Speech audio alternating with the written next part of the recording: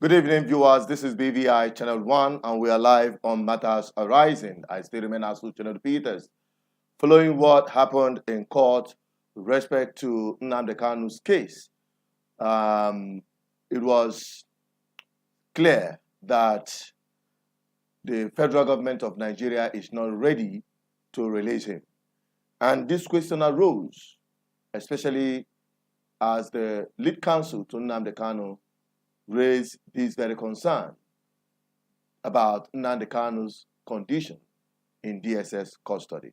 And I've asked, is the federal government to release Nnamdi Kanu because he's afraid he might die in detention? Now, we'll be taking some of the highlights from what we've seen as posted by Nnamdi Kanu's lawyers and their lead counsels, what they have posted with respect to this very case. We're going to go through all of that and allow you to answer the question as to what will become of Nigeria if Nnamdi Kanu dies in detention. That has been the focal point of this conversation. That has been the focal point of this conversation, and we hope that by the time our lines are open, we'll be able to, get your opinion on this. You can help us share this live interactive section. We want more people to follow on this discussion because it is very, very important to the survival of Igboland particularly. Let us quickly get that insight from the extract coming from Nnamdi Kanu's lawyer. I'll be right back.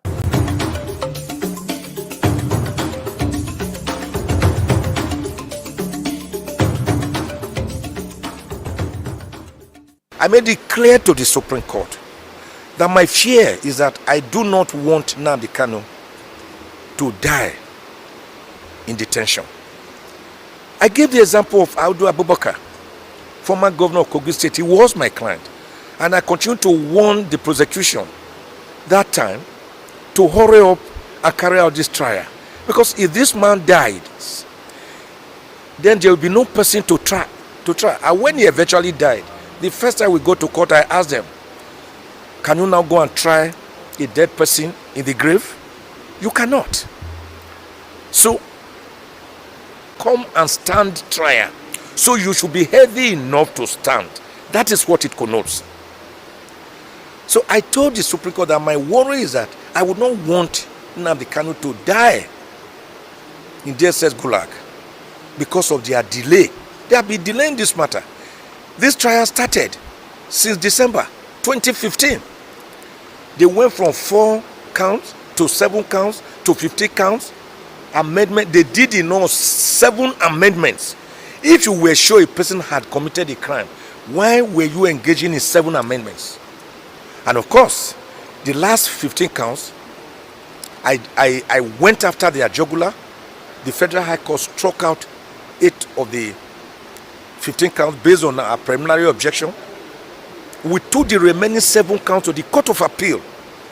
The Court of Appeal, on the 10th of October 2022, struck out the remaining 7 counts and further ordered that Nnamdi Kanu was discharged and that he should never again be detained and he should never again be tried on those offenses for which he was standing trial before his brutal, excruciating, torturous, extraordinary rendition from Kenya on the 27th of June 2021, after he was literally kidnapped and captured on the 19th of June, when he went to Kenya voluntarily as a British citizen and was kept in a decrepit, non-government place for about 8 days before they flew him back to Nigeria. Based on that, the Court of Appeal held that even in arresting a person within Nigeria, you still have to go through the provisions of AGIA, like Section 8, which say you must treat a suspect or a defendant with humanity. You must not subject him to degrading and inhuman treatment. Section 113 of the AGIA is there.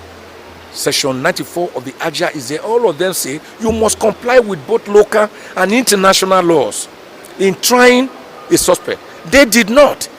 They did not subject themselves to extradition proceedings as provided for by the Extradition Act, laws of the Federation of Nigeria 2004. And there is also the doctrine of specialty, that you can only try a person, even if they had engaged in lawful extradition proceedings, which they did not do. You can only try a person for the offense he was standing.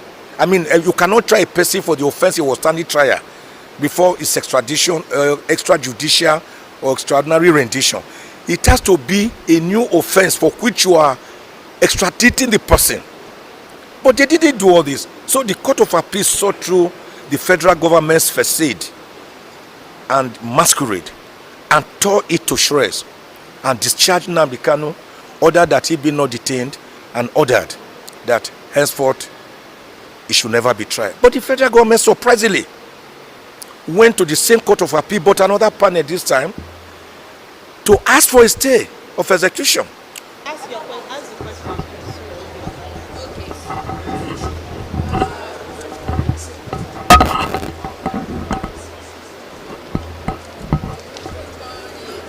Yeah, good morning.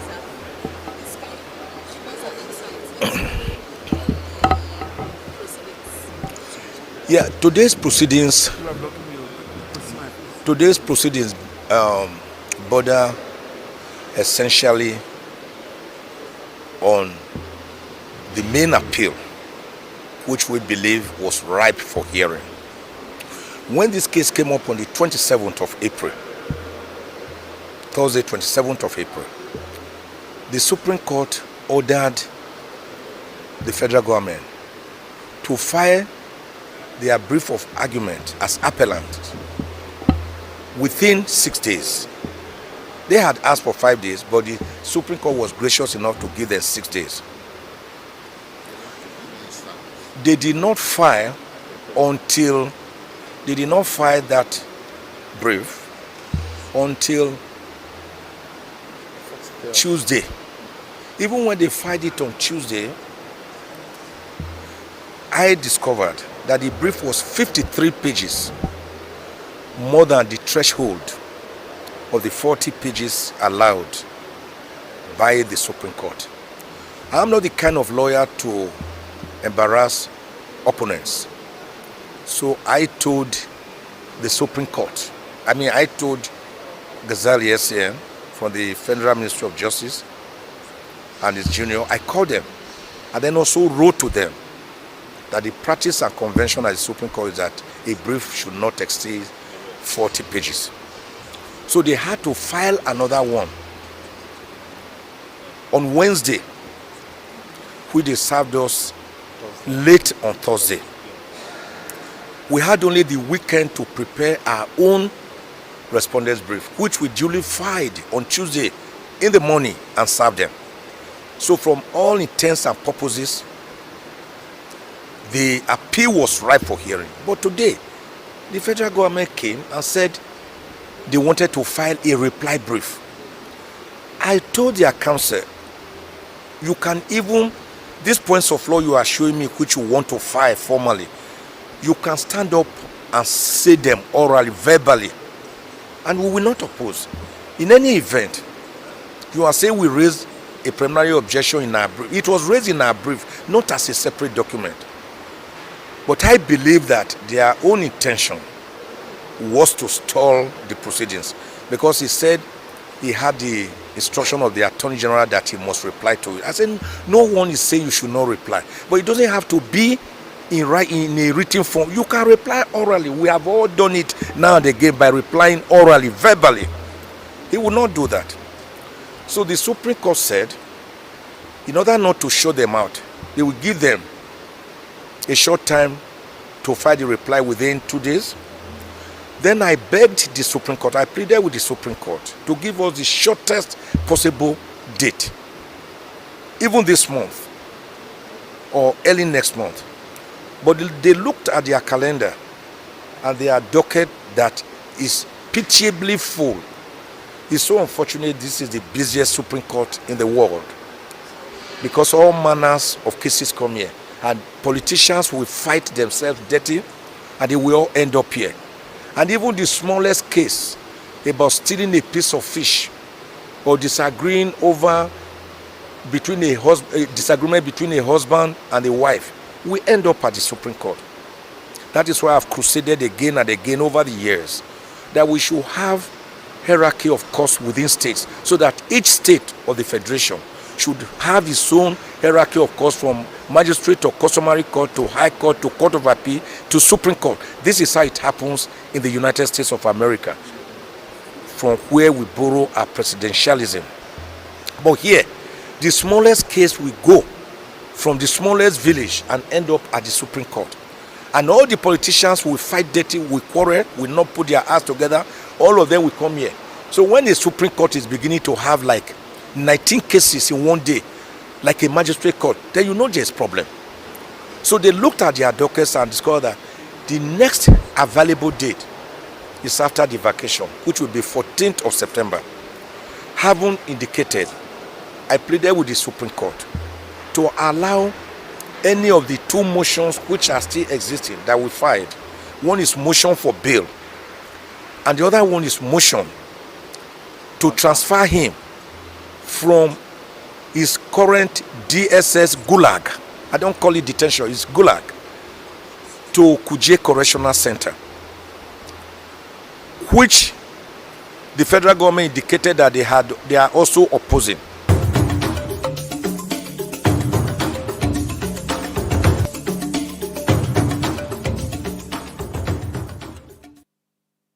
You're welcome back. We are still on matters arising, and we are talking about the Nnamdi Kanu's case, which is in court. You've had everything from the lawyer who had laid to bear everything you need to know concerning that case.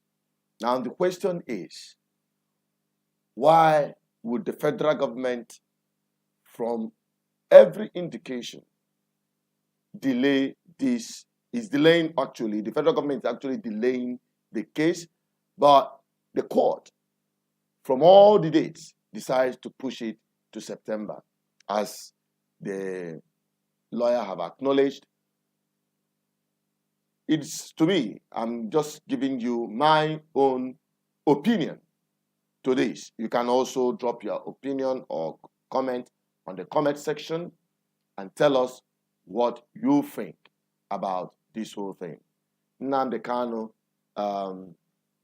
being detained in DSS custody, as the lawyer has raised concern about his health and the possibility of him dying in the process. And he's asking what is the need to keep such person in detention, and eventually he passes on in detention. Now, what do you think will happen to Nigeria if such thing should happen to Nnamdi Kanu, as many Southeasterners are praying for him to be released? We all are witness to the impact of what is happening in the Southeast, just simply because Nnamdi Kanu is under detention. And the federal government have deliberately shown that they are not ready to free him, and also frustrating the process or the proceedings in court. That is just it. The reasons are not far-fetched. As far as I'm concerned, my opinion is that the federal government obviously do not want to release him, because they believe strongly that since the Southeast, the release of Nnamdi Kanu is their greatest desire. within this British colonial contraption and experiment you call Nigeria, they are bound to keep him under detention, to deprive Ndi Igbo that which they seek so much. We've had the Ohaneze Ndi Igbo president appealing to the federal government to release him, even to the point of asking him to release him as a departing, as a farewell package for this administration that arrested him. But you saw how adamant these guys are to this plea,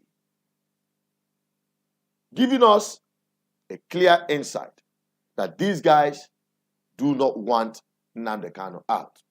And also, their ultimate aim is to see the Southeast decimated. Because we've seen since the current detention of Nnamdi Kanu, there had been a whole lot of carnage, killings, and insecurity to the highest level since we have ever witnessed in the history of Igboland. A whole bunch of criminal elements masquerading as Biafra agitators to commit all manner of crimes, of which I have told our people that these guys are not fighting for the freedom of Nnamdi Kanu and ultimately for Biafra. That is the truth. Because they want the very little thing Ndi Igbo have been able to, garner for themselves, to eke out for themselves, despite the strangulation, economic strangulation that they have tied around the Southeast. Ndi Igbo had been able to achieve a whole lot of progress. And now they're seeing this as an, I will not say it as an excuse, but a clear-cut, deliberate action that will ultimately destroy the Southeast. Because keeping Nnamdi Kanu, to them, the federal government of Nigeria, under this APC government, it is a win-win for them. To detain Nnamdi Kanu and ultimately see and watch Southeast destroy itself. Now, it is becoming clear why they are bound to keep him under detention. And as it is now, there is very little or nothing any ordinary Nigerian, especially the Southeasterners, can do for his release.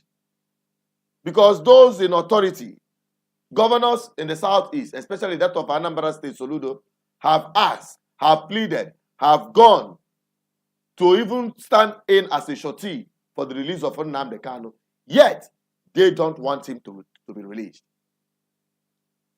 It is just one deliberate plan to decimate the Southeast. And they don't need any other factor to do that for them, other than those who pose as Biafra agitators, of which I know from Abinichu that these guys are paid agents, all manner of creeping criminals crying out from their holes, masquerading as Biafra agitators, decimating Igboland in the name of Biafra agitation, and then Nnamdi Kanu release. Once they mention they want Nnamdi Kanu release, our people will start supporting them and start, contributing more money for these criminals to operate, thereby making the Southeast desolate. Because we have seen a whole lot of backwardness. I know this is the kind of truth a lot of our people don't want to listen to. But I'm committed to this because we are seeing the plan, the ultimate plan of the enemies of our people, to see that our land is decimated. At this time when we are asking our people to return back home, to invest back home, to pour in their wealth, bring it home and boost the economic life of our homeland, increase the industrial life of our homeland, and creating a number of jobs for our people. At this time, when this campaign is on top gear and our people are embracing it, they are using this very strategy to destroy Igboland. But some of our people who may not understand and see beyond their nose the conspiracy of this government to ultimately destroy our homeland through agents that masquerade as those who are fighting for our freedom. I am Asuchiri Peters, and I reside in Biafra land because I don't have any other land other than this. And I am a Biafran, and I'm bold to say that without any fear or for anyone, that the freedom of the Southeasterners and other indigenous people in Nigeria is sacrosanct. There is nothing wrong in someone agitating for his right to self-determination or ultimately political freedom. I am proud to say that I am an indigenous person of Biafra, and that makes me IPOB. But I'm not a terrorist because I don't indulge in any criminality or promote breakdown of law and order, because that is exactly what the founding fathers of indigenous people of Biafra and the agitation for self-determination through the customary law as enshrined within the ambits of the Nigerian Constitution. I can tell you that no one has the right to